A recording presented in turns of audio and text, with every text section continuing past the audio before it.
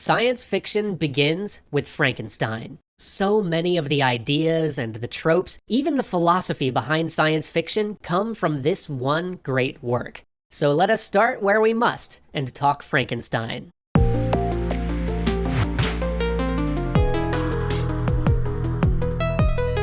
The very first sentence of the preface to Frankenstein reads thus: "The event on which this fiction is founded has been supposed by Dr. Darwin and some of the physiological writers of Germany as not of impossible occurrence. I shall not be supposed as according the remotest degree of serious faith to such an imagination, yet in assuming it as the basis of a work of fancy, I have not considered myself as merely weaving a series of supernatural terrors." And it is on that statement that all of science fiction is founded. Shelley is saying that the events in this book could be real. Not that they are real, or even that they are remotely likely, but they could exist in the universe we know. Eventually, we'll escape the bounds of this statement with science fiction, but it's this idea. The idea that our sci-fi tales exist within our rational world, within the bounds of what science tells us is possible, that makes science fiction fundamentally different from fantasy or myth. And that thought is incredibly important at the birth of the genre. This is what separates it out as its own distinct literary branch, and allows it to have rules and conventions unlike those already existing genres of the fantastic, of horror or folklore or myth.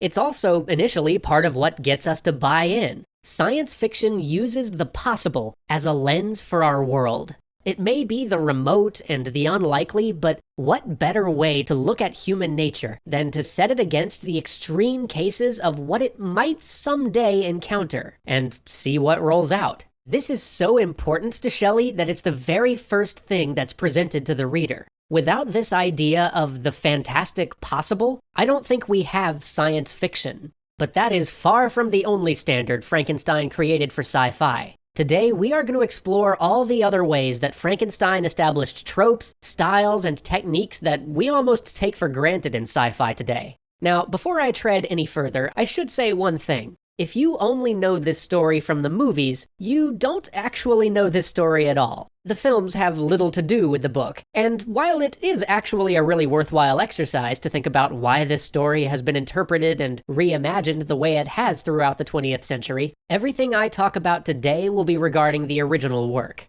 So let's start at the beginning with a young man, obsessed by alchemy and yet fascinated by the power of science. A young man determined to overcome death for the fame it might bring him. A young man blind to the consequences of what he is trying to do.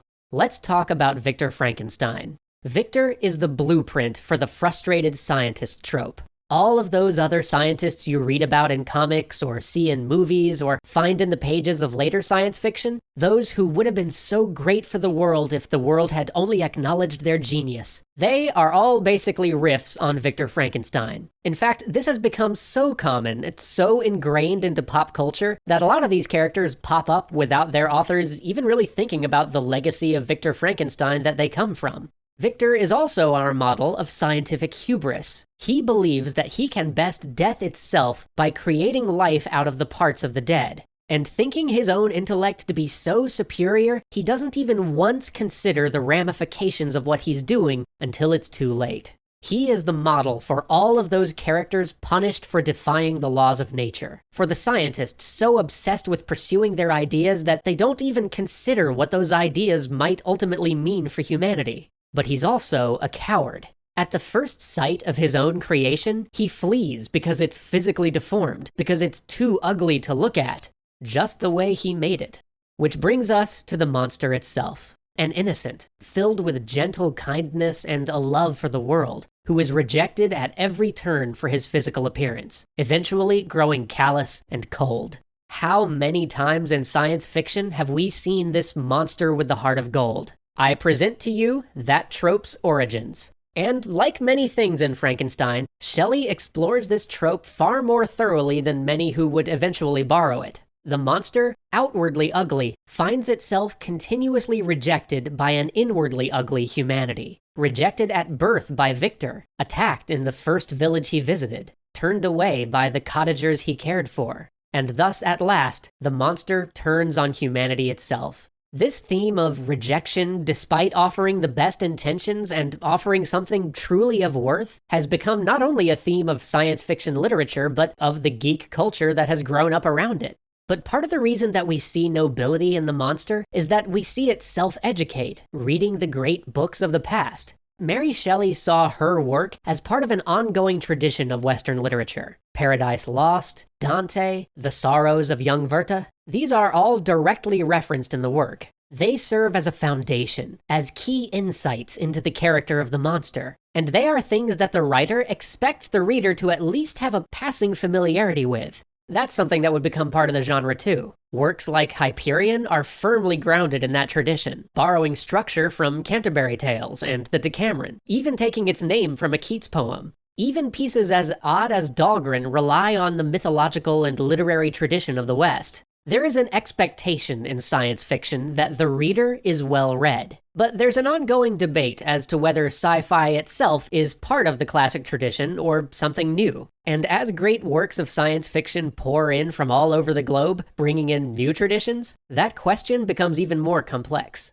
But I should also mention how this tale is told, through letters, relating a story told to a young man named Robert by the strange and wild scientist he finds out upon the ice. Frankenstein is actually a story within a book. The whole work is actually an epistolary novel, although that's easy to forget. And this allows us a juxtaposition. Simply by having the young Robert's story set side by side with Victor's, as a reader, we're forced to consider the eager young explorer's ideals, and far more importantly, his motivations. We are forced to contrast them with Victor's. Just by using this framing device, Mary Shelley forces us as readers to think about some of the ideas she wants us to consider. And while we rarely see this particular framing device again, it's important because it kicks off a long tradition of science fiction using framing devices, especially for the purpose of making us question just how reliable the central narrator really is. And finally, we have the title, or rather, the alternate title,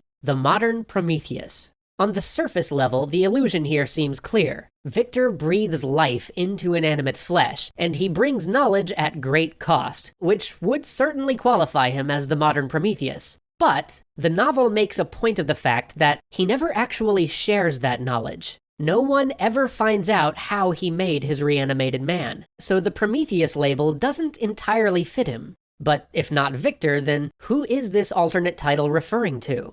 It refers to the scientific method. It's this approach to the world that offers us so much, that brings mankind so much. But at what cost? In the end, what will be the price of such marvels? We are asked this time and time again in science fiction. It's one of sci-fi's most enduring themes. From the Martian Chronicles to Pump 6, Terminator to The Matrix, we see it again and again and again. And I think it's important to note, the alternate title isn't the new Icarus. Prometheus' story isn't a flew too close to the sun, brought about your own destruction cautionary tale. In Prometheus' story, he does suffer for his actions, but his sacrifice benefits us all. The greatest good comes from that sacrifice.